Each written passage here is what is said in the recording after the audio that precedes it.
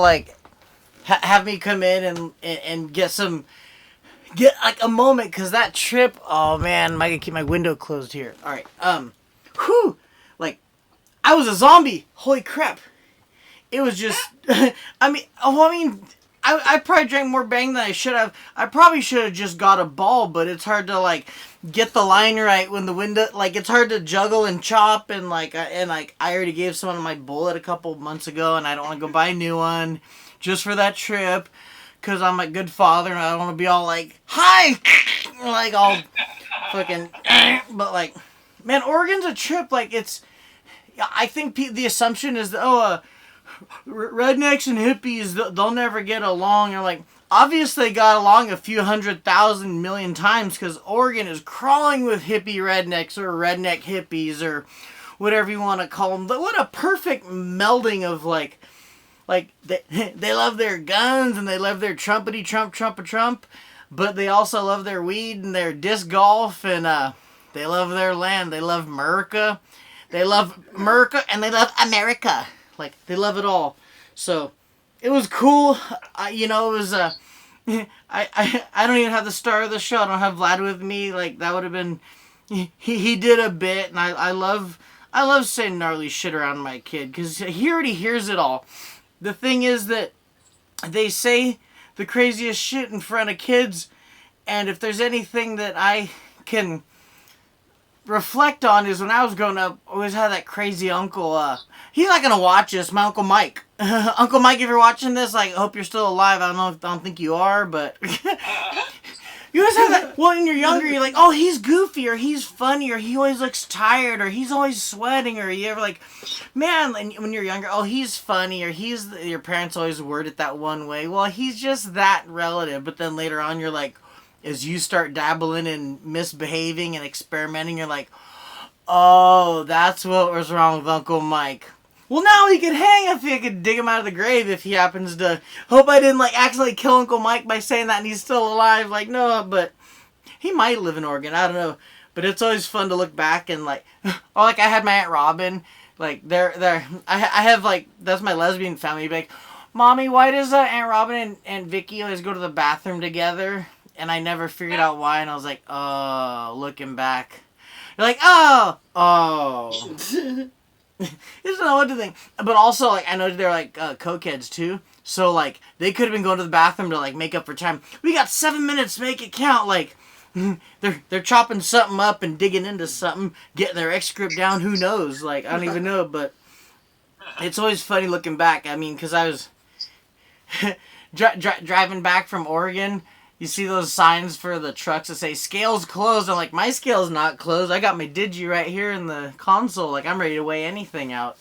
I'm just kidding. I didn't go up there to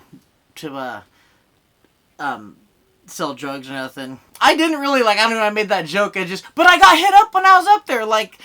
The people I saw up there, they're like, hey. I'm like, dude, I haven't done anything in years. People I haven't seen in a decade, and they're like, You can never get away from people asking. You're like, dude, it's been a long time since I dabbled in anything. And you're asking us the first thing, hey, how you doing? So what'd you bring? Fuck. Can't I just shake that? I'm always trying to shake something. So I want to, since I have Mumsy with me, I wrote something that was interesting that I'm willing to say to his face as a friend. He's been working really hard to get where he has with the family company, and but he told me that news on a week that I had a bunch of just shitty shit happen, and he tells me that, and all I thought was good for you.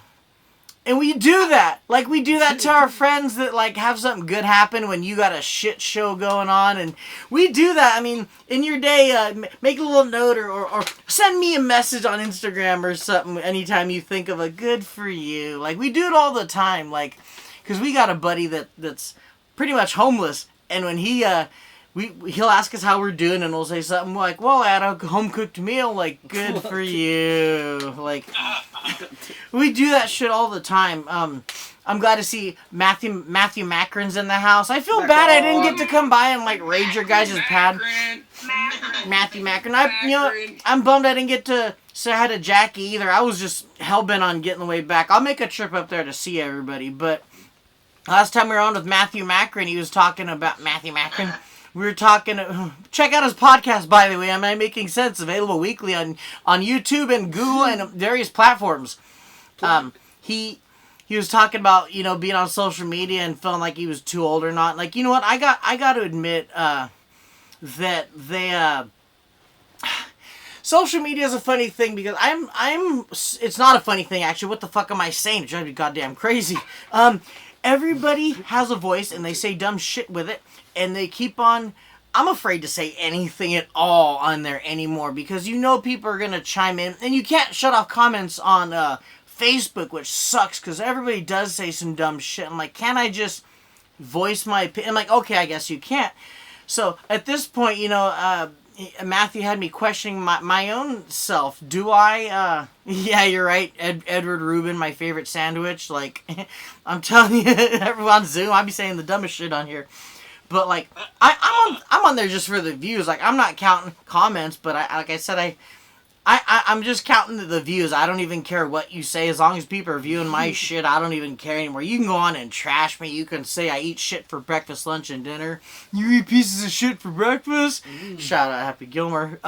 Yeah, like, I count the pews. I count it all. Like, I don't even care. I only want your attention for the moment, and that's it. Like, I made a video about this, and I don't care if I look like an asshole. Like, if you're going to say dumb shit, just watch my shit so I can get my counter up. So that's how we can use Facebook, Matthew Macron. But one thing I like to do on my bit, or I try to, is I like to teach people something. But this time I'm going to talk about education. There needs to be education reform in sex ed. Sex ed needs ridiculously reformed in such a way. And since Shalane's watching, I don't know if I should go into what influenced me wanting to talk about sex ed or not. Anyway, I was with my son in Oregon, yeah, and we're talking about, and he's saying all these things about, like, well, they taught us in sex ed how the body works, you know, like, you do the thing, and then it goes in, and then the egg, and then, you know, and I'm like, but there needs to be a real sexual, sex ed. What they need to do, I know they teach girls separate from boys, so the boys don't laugh at the girls' pre-odds, and the girls don't laugh at the guys' corrections and all that. Like, they need to bring you all to one room, and real sex ed is not how your body functions, but the result of when you let your body function. They need to show people Maury Povich and Jerry Springer and be like, this is where sex ed goes when you don't have it. Do you want to not know that you had a kid 6 years ago because you went down to Louis B's on a lonely night? Or you bought someone one too many Brutuses at Applebee's, and then you find out, oh shit, I remember that night. They had like they had 2 for $20s, and like now I've got send a 2 for $20 to my kid every other day because I'm fucking knee deep in child support. That's the sex ed you need to teach people. We need to teach people that, like, man, I tell my son this, that all his friends online, they're always like, man, you're gay, and they say it all the time. First of all, I'm not really cool with my kids' friends making homophobic slurs. But second of all, they say, they're like, Lord, you're gay. That's my son's gamer tag. And they say, Lord, you're gay. And I'm like, so what if my son's gay? He's not going to knock some bitch up and have to pay child support down the road, like his senior year, like getting dragged down because he, or a woman or a bitch or a whore, whoever he knocks up. If he's gay, he doesn't have to do that because, science. You know, they don't teach you about things like maintaining the area. Like, it was only later on. I didn't know that. I just barely really understood. Even the other night, Shalane had to break this down to me. Like, oh, why do you guys have to go pee afterward? And I'm like, why don't they teach men that? Like, hey, your chick's gonna need to go up and pee after you make a deposit in the bank. You know, like they don't teach people this. They don't teach you that, like, you're gonna be walking up and I'm like leaking everywhere, and that, like, maybe dude, you're gonna get some cheese. You're gonna, like, make the wrong move and you didn't put you're gonna make a twist and, like, smear something across a sheet. That's sex education. Teach kids. Show them, like, so they don't have to, like, have their sheets stained and, like, God knows what. Because, I mean, that shit follows you into, like, your marriage and you're like, oh, like, because that's something you want to learn. Like, hey, how does she maintenance? Okay, well, and I do too. Because baby wipes are the savior. Baby wipes, socks, shirts, like, They don't teach you this in sex ed, but I'm here teaching us today. I'm going to retranscript this and send it to Zoom. I'm going to infiltrate my kids' Zoom and all of them be all, this is the sex ed you kids need to be learning. Shit. Well, man, thank you. You guys are fucking awesome in so many ways. I adore all of you for putting up with my madness. So, thank you guys.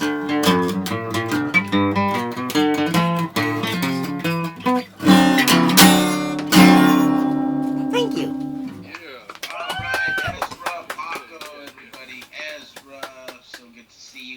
We got to book you on the show to come up here. I'm totally down. We gotta bring friends. And a day where you don't have to work at 6 in the morning the next fucking day and act fucking and bounce back and shit. And you know, it's funny the way the three of us have become friends. Me, Daniel, and Ezra. I don't remember how I met Daniel. I knew his wife when I worked at the mall, and then we met again. And then these fools went to go see Incubus at Shoreline the day that 311 was playing here. Daniel didn't go. Ezra stopped to see 311, and then they both met each other randomly at an Incubus concert. Which isn't really hard to do at Shoreline because I heard only 5,000 people showed up that day, right? Was it a packed show? He was in the parking lot, and I was like, whoa, and he's all, hey, the 311 shirts. He's like, my buddy's at that show. I was like, is your buddy Pete? And like, yeah, it is. And yeah, I was like, dude, I wish I had... The only 311 fan in the Bay Area is Pete. Oh, stop it. That's how I narrowed down, dude. Front row, I'm the only person I don't have to worry about tickets selling out. I'm like the 311 of comedy. No one comes. Nobody knows. Whenever I have a show, my friends go see other bands. You know, But you're that good, and the people that follow you love you. I'm so good. I don't have to perform anymore. Like I said, I just show up and they just say my credits. That's the best way. That's the best way to be a stand-up comic. All right, we got a couple more comics left. Next comic very funny. Makes